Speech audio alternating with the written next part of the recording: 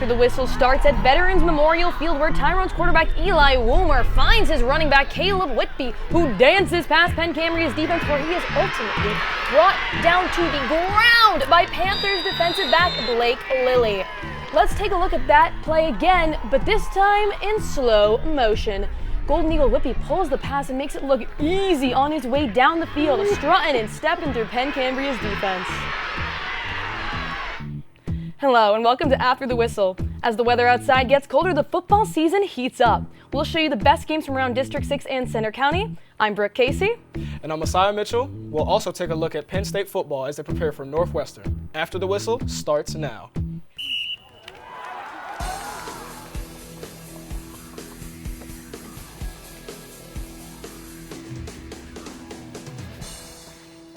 Our game of the week takes us downtown to Memorial Field as the State College Little Lions took on the Center Dauphin East Panthers. Center Dauphin enters tonight's matchup in need of a win after dropping 3 straight games. The Little Lions running out ready to face the Panthers after an early first quarter CD East interception. Deontay Sheffy takes this handoff for a touchdown to make it 7-0 State College. Look at that, Selly. Late in the frame, first and goal, CD East quarterback Anthony Chase calls his own number and ties the game at 7. Now, in the second, after Sheffy's second touchdown gave the Little Lions a 14-7 lead, State High would try a surprise onside kick and get it. Later on, it's Sheffy again for his third score of the night, making it 21-7 Little Lions, just absolutely unstoppable. After a late Panther turnover, Connor Kolkel rolls and finds Demir Code to make it 27-7 State High before half. The Little Lions would keep rolling and take this one 39-14. With the win, State College improves to 7-1 and will go on the road to take on Carlisle next week, while Central Dauphin East drops to 2-6 and will host Bishop McCort next week. Our Game of the Week reporter Owen Buckles took the walk to State High. And Owen, it seems like the Little Lions had some fun out there. Absolutely dominant win by the Lions. It was a big win for State College Little Lions, highlighted by amazing performances from multiple seniors. It was senior night at Memorial Field in State College, a night to celebrate for the soon-to-be graduating players. It was those same seniors who would make their night extra special for the Little Lions. Really proud, happy for these guys. You know, we had the opportunity to get a number of kids in the game and have just a great experience, a great memory to walk off a Memorial Field with. Definitely feels great. I mean, definitely just getting a collective group win with the guys here. It's an amazing feeling. Senior running back Deontay Sheffy had a special performance in his final game at home, rushing for 180 yards and finding the end zone 4 different times. Definitely put it as a top 3 performance in my high school career. It was a night worth celebrating here on senior night, but it wasn't just the seniors making plays. Junior defensive back A.J. Fry came out clutch on defense, forcing 2 interceptions and also forcing a fumble. Well, our coaches the whole week have been running us through great schemes, and that really set me up well. The Little Lions were completely dominant on offense, scoring 6 touchdowns on the night, all by graduating seniors. Chevy came into the night averaging over 145 yards per game and upped that total after tonight. The Little Lions hope to take that running game on the road for their final 2 games of the regular season. Back to you guys at the desk. The Tyrone Golden Eagles travel to Penn Cambria, looking to beat the Panthers for the first time since 2020. Handshakes to start the game. Let's get this going. First drive of the game, Eli Woomer throws a screen pass to Caleb Whitby, who takes the ball and finds some green grass down the sideline. But Blake Lilly will send Whitby flying into the ground like it ain't nobody's business. Now Penn Cambria ball, Brady Jones throws it up, and it is picked off by, you guessed it, Eli Woomer. What a play. Big defensive play there. On the ensuing drive, Woomer evades the pressure and launches the ball downfield, looking for Mason Amy, but it's broken up by Carter Shaw. That's what I'm talking about. Defense wins championships. Woomer will scramble to the right, throws it into traffic, and is picked off again, this time by Grant Guides. A little bit of Drew Aller there. Polk teams threw interceptions, leading into a 7-3 halftime score, but came out on top, winning 27-10. The Golden Eagles fall to 4-4 on the season and will play PO next week. The Panthers improved to 7-1 on the season and will play Greater Johnstown.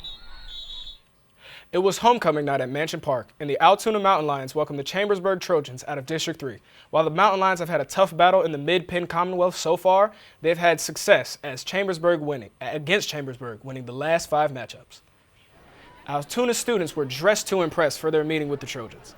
Look at them, all stylish and spiffy. Right. After a scoreless first quarter, we start in the second where Altoona's Logan Wukovic made a big defensive move, recording a sack on 4th down. With a minute 17 left on the clock, Altoona's Makai Jackson gets pushed to the end zone for a touchdown, putting the Mountain Lions up 7-0. Just a quick and easy score. 17 seconds left in the half, where Altoona's Cody Chathams makes a tough catch and gains more after gaining 26 yards and giving Altoona the opportunity for a last-minute score. Those are the plays that you look at the end of the game. The Mountain Lions with a chance to extend their lead at half, and the kick is blocked. Altoona goes into the half with the lead over the Trojans, a la Philadelphia Eagles. Go Birds. However, Chambersburg would storm back in the second half to spoil Altoona's special night, winning 28-10 over the Trojans. Chambersburg improves to 4-4 on the season and will host Cumberland Valley next Friday, while Altoona falls to 2-6 on the year and travels to take on Cedar Cliff next week. Bald Eagle fell last week to Clearfield in a close one. Now they travel to Westmont Hilltop to play the 0-7 Hilltoppers. Westmont Hilltop will celebrate their homecoming with a packed homecoming court. Plenty of stylish-looking couples. Congratulations to the king and queen. Who doesn't love a good suit? Starting in the third quarter, Graydon Fisher drops back and chucks one down the field, but it turns out Justin Ray was the only one home, and he will take it the other way. Big Look at them plays. go. That's what we love to see. The Eagles would get the ball back and pitch it to Nick McCulley, and he would cough it up, recovered by the Hilltoppers' Justin Ray yet again. Gonna get used to that name, I guess. Sounds about right. Now, Westmont Hilltop will go for the punt, but it'll be blocked by Graydon Fisher, recovered by Gage Catherman, setting up the Eagles rather nicely, if I do say so. About special teams, special plays, special players. The Eagles would go on to win 28-zip as the Hilltoppers get shut out for the third time this season. Bald Eagle moves to an even 4-4 and will face the Central Dragons next Friday as Westmont Hilltop falls to 0-8 and will face Chestnut Ridge next week, still in search of that first elusive win. Coming up, 2 District 6 schools have some important changes coming their way. But first, here are some scores from around District 6.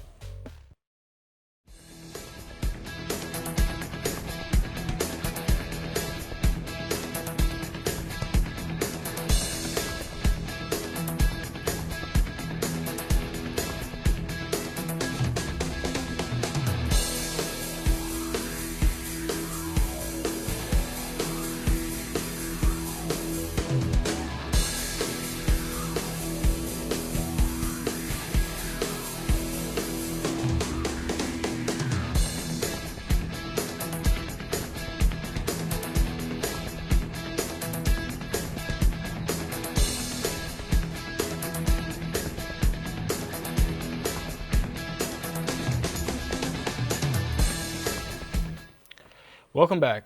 A longtime Center County sports reporter died Monday. Ron Bracken was 81 years old.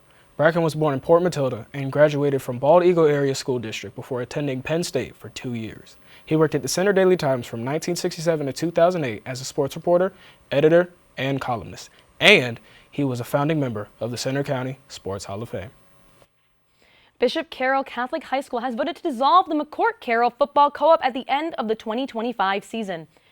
According to the Bishop Carroll Board of Trustees, the decision was made due to the distance from Point Stadium, which has limited student participation in the program. The move comes less than a month after a federal court ruling that allows parochial school athletes to play on public school teams if their own school does not offer the sport. The co-op agreement for wrestling and cheerleading will also dissolve, but the soccer co-op will remain in place for the 2026 season. Tonight, the McCort Crushers face off against the Philipsburg-Osceola Mountaineers. The Crushers are undefeated entering this matchup, averaging nearly 40 points a game. The Philipsburg-Osceola Mountaineers sailed the seas to Johnstown to face the Bishop McCort Crushers. After taking a 7-0 lead, the Crushers would continue to put up the points as they score on pass to Nick Dresick. Let them go.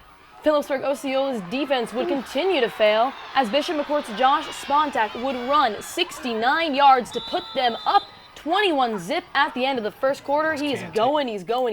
Just can't take him down. In the second quarter, the Crushers would continue to dominate the Mountaineers as wide receiver Brady Page would run down the field, making it 35-0. Going into halftime, owning that field like it ain't nobody's business. Just absolute mauling. The Bishop McCort Crushers would make P.O. walk the plank, shutting them out 42-zip. Bishop McCort moves to 8-0 and will host Forest Hills next week as P.O. falls to 4-4 and will make the trip to Tyrone. The Bellefonte Red Raiders are trending hot after a win against P.O. last week. Now they take the trip to Johnstown to face the fierce 6-1 Richland Rams. Richland celebrated Salute to Service night as both cheerleaders and players dressed in patriotic attire. Bellefonte starts us off as Quinn Park takes the quarterback keeper and just bursts through the hole. And there he is, off to the races. He can go all the way. He takes the checkered flag and 6 for the Red Raiders. He's gone. Look at him celebrate. Now Richland will answer as Grayson Mala punches it in from 2 yards out to take a 7-6 lead. We got a close one here. Back to the Rams as Richland will give it back to Grayson Mala, and he will launch into the end zone for his second touchdown of the game for a 14-6 lead. Just can't stop the guy in the pocket, out the pocket. The Richland Rams defeated the Bellefonte Red Raiders 33-29. The Richland Rams moved to 7-1 and will head to Bedford in search of a 5-game win streak as Bellefonte moves to 3-5 and will head to Bellwood-Andis to get back in the win column. The Bishop Guilfoyle Marauders traveled to meet the Forest Hill Rangers tonight in Cambria County. BG won their last meeting in 2022, 49-7. Both teams come in 6-1 on a multi-game win streak. First drive for the Marauders, Jake Kissel fires deep to Evan Schimminger. Can't come up with it, but a flag comes in for a defensive PI. Few plays later, Kissel punches it in for a yard out. BG leads 7-0. Josh Allen. Following drive for the Rangers, Josh Myers finds Brody Custer on the slant for a TD. We are all tied up. That's just too easy. BG answers right back with guess who? Kissel pushes his way through for the score. BG leads 14-7 heading into the locker room. Straight out of the gate in the second half, it's Kissel again finding Tyson Olistaki. He takes it down all the way to the 1. Just short. And you know what happens next? Kissel in for his 3rd rushing touchdown of the game. Marauders up 21-7, and he is amped. He is the offense. Quarter, Kissel looking good to put the game to bed. Moonball to Lestaki, a 24-yard pitch and catch. BG is cruising 28-zip. The Rangers got a late touchdown, but the Marauders flex their muscles, winning 28-14. The Crusaders move to 7-1 and will host Clearfield next, take on their second loss as the Bishop McCort next week. Coming up, we'll take a look at a former Nittany Lions high school jersey retirement. Before that, here are some scores from around the PIAA.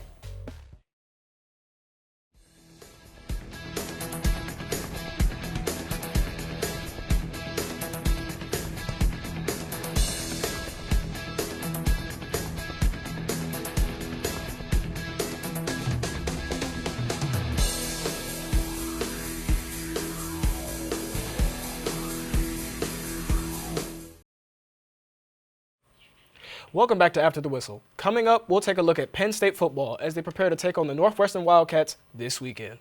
But first, let's take a trip to Nazareth High School, where former Nittany Lion Jahan Dotson had his jersey retired tonight. Joey Draper has the story.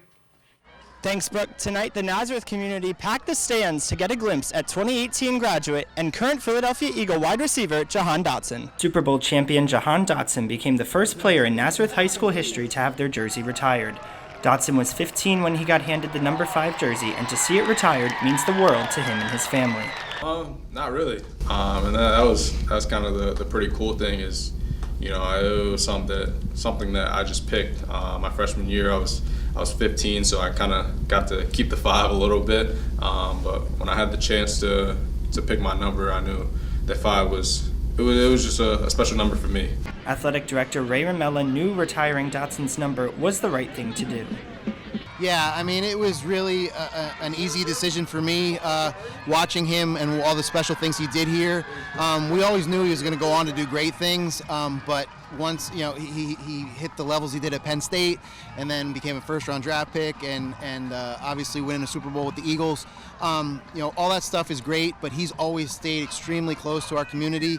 Tonight was a special night for everyone involved with the Nazareth football team and the entire Blue Eagle community, seeing the iconic number 5 go up in the rafters. From Nazareth, Pennsylvania, for After the Whistle, I'm Joey Draper. Penn State football returns from California after a heartbreaking loss to face Northwestern for homecoming. Our reporter, Sophia Caruso, was at practice this week to see how the Nittany Lions are prepared. Thanks, guys. The Nittany Lions have had their struggles over the last 2 weeks, coming off 2 losses in a row to Oregon and a previously winless UCLA. Many questions are being raised about the current state of the team as they host Northwestern tomorrow, hoping to find some answers. After being ranked number 7 just last week, Penn State has dropped out of the AP Top 25 rankings for the first time since 2022. Nobody wants it. I want the players to have a great experience. I want the coaches to have a great experience.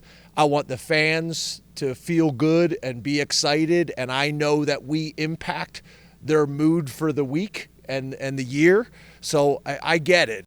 Frustrated fans are looking for somewhere to place the blame, with many pointing fingers at quarterback Drew Aller, the offensive line, or coach James Franklin. But the team is trying not to let the pressure or tension affect their mentality. We lose the game. You got guys in the locker room. The first thing is, I got to be like, I missed that block. I missed that tackle. Everybody takes their responsibility in how things shook out. There's no pointing fingers, and if there is, we shut it down really quick. So. The Northwestern Wildcats beat UCLA 2 weeks ago, 17-14. Now, both Penn State and Northwestern have a 3-2 record, with the Nittany Lions looking for their first win against a Big Ten opponent this season. Go out Saturday, make plays, get back on track. I think it's pretty simple, Going 1-0 every week, but just got to play good football. The Nittany Lions are looking to improve on both sides of the ball. The team has been under fire because of notable offensive inconsistencies and defensive shortcomings, as they allowed 280 rushing yards and 166 passing yards against UCLA.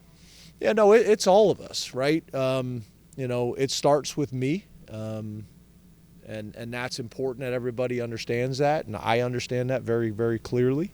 That's hard conversations in the Lash football building with the football staff. And having discussions about things that we need to do better, things that we need to adjust. A lot is on the line in this week's game against Northwestern, including postseason aspirations, as a 3-loss team rarely makes the college football playoffs. Stakes are high for Penn State in tomorrow's game, which could determine the future of their season. Back to Brooke and Messiah at the desk. It's been a tough couple of weeks for sports across Pennsylvania. You can say that again. But from the basement of the Big Ten to the best of District 6, Katie Mortimer has our top 3 plays of the week. Thanks, guys. It was an action-packed Friday night around District 6. These are the top 3 plays. Kicking it off at Penn Cambria Stadium, quarterback Eli Woomer throws a screen pass to running back Caleb Whitby, who cuts up the defense and breaks not 1 but 2 tackles before being scooped up and laid down at the 25. Now on to number 2, Mekhi Jackson steps into the slot before connecting with Cody Chathams, who weaves through traffic, shaking off the trail of white behind him. And finally, our top play of the night goes to Bishop McCort. The ball is handed off to Brady Page, who finds the gap and doesn't look back. The Crusher running back went cruising through an open field all the way to the end zone. Those were the best of the best from tonight. Back to Brooke and Messiah at the desk. That's going to do it from us this week on After the Whistle. For more updates about our show and coverage of our games, follow us on X, TikTok, and Instagram at ATWPSU. I'm Brooke Casey. And I'm Messiah Mitchell. Tune in next week for more coverage around District 6 and, of course, Penn State football, right here on After the Whistle.